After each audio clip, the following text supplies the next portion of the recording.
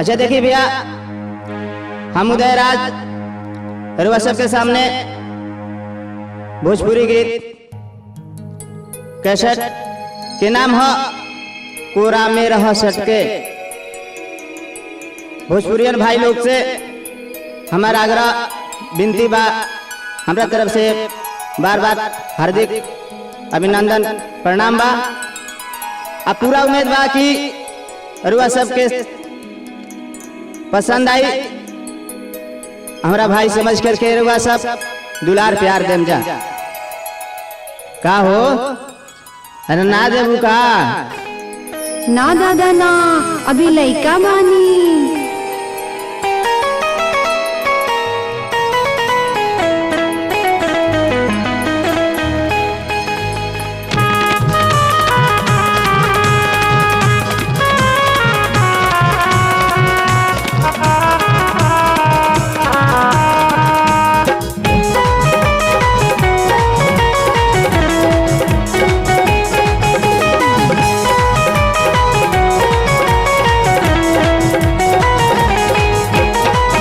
लइका नहीं खुशूना बाबुनी, लइका नहीं खुशूना बाबुनी, हो गईलू सयान तनी हमनी के, तनी हमनी के बाबुनी करावना नेवान, तनी हमनी के बाबुनी करावना नेवान, तनी हमनी के।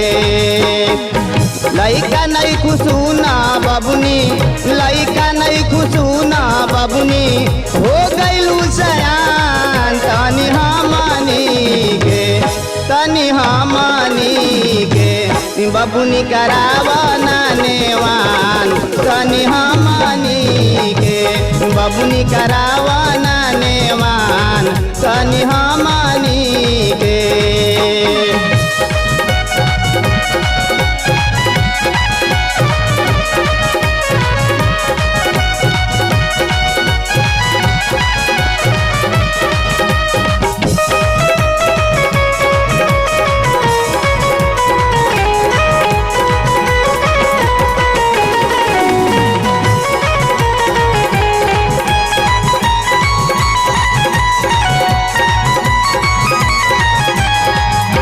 रहिया में लोग जब तोहा के देखेला, कहेला कि ढेर दिना जियाए झरेला।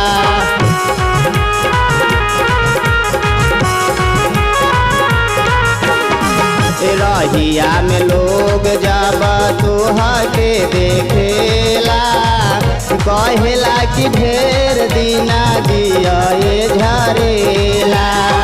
बाटी बड़ुए आई संता, बाटी बड़ुए आई संता, वैसन होई समान तनी हमनी के, तनी हमनी के बाबुनी करावना नेवान, तनी हमनी के बाबुनी करावना नेवान, तनी हमनी के।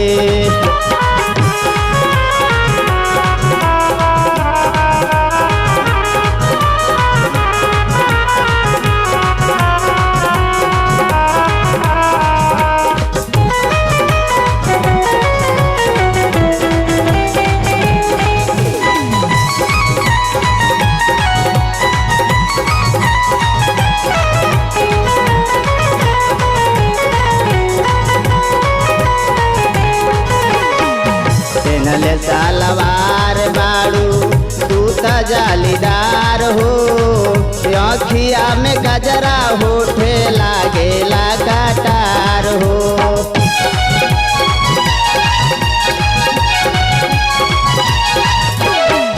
पेनले सलवार बाड़ू तू त जालीदार हो, अखिया में गजरा होठे लागेला कटार हो।